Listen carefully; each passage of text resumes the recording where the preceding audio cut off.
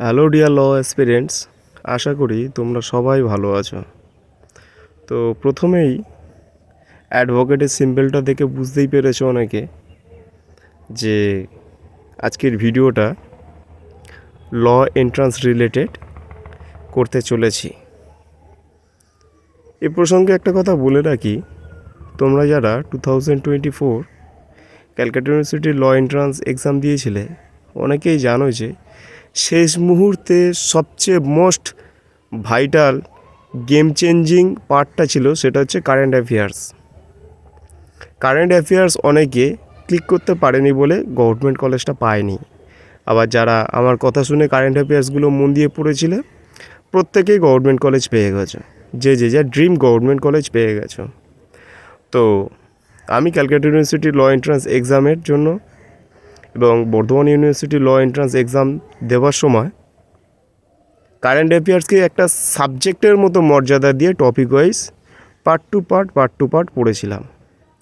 এবং তারই কিছু ইম্পর্টেন্ট টপিক, যেটা 2025 Calcutta university law entrance exam plus Burdwan ইউনিভার্সিটির 3 ইয়ার্স গভর্নমেন্ট ল এক্সামের জন্য পয়েন্ট টু পয়েন্ট সব আমি বলে দিলাম, লিখে দিলাম। এগুলো নোট ডাউন করবে।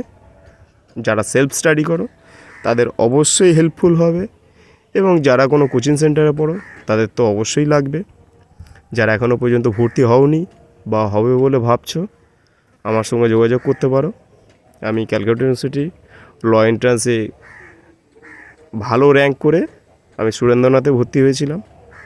তো বর্তমানে government centre of legal education, অর্থাৎ পশ্চিমবঙ্গের তথা ভারতবর্ষের one of the prestigious and reputed law college বলতে পারো, সেখানে আমি লিগাল স্টাডিসে রয়েছি।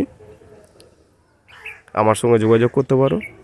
আমি এন্ট্রান্সে র্যাঙ্কও করেছিলাম, সে নয় পরের ভিডিওতে বলা যাবে কোনো একদিন। যাই হোক, যারা সেলফ স্টাডি করছো তাদের জন্য এই ভিডিওটা খুবই ইম্পর্টেন্ট। এবং ড্রিম কলেজ যেটা আমরা বলি, ক্যালকাটা ইউনিভার্সিটির হাজরা ল কলেজ এবং বর্ধমান ইউনিভার্সিটির মেন ক্যাম্পাস আর এইচএমসি অর্থাৎ government centre of legal education বা হুগলি মহসিন কলেজ, এই কলেজগুলোতে চান্স পাওয়ার জন্য কারেন্ট অ্যাফেয়ার্স টপিকটাকে খুব ভালো করে গুরুত্বপূর্ণ সহকারে পয়েন্ট টু পয়েন্ট পড়তে হবে।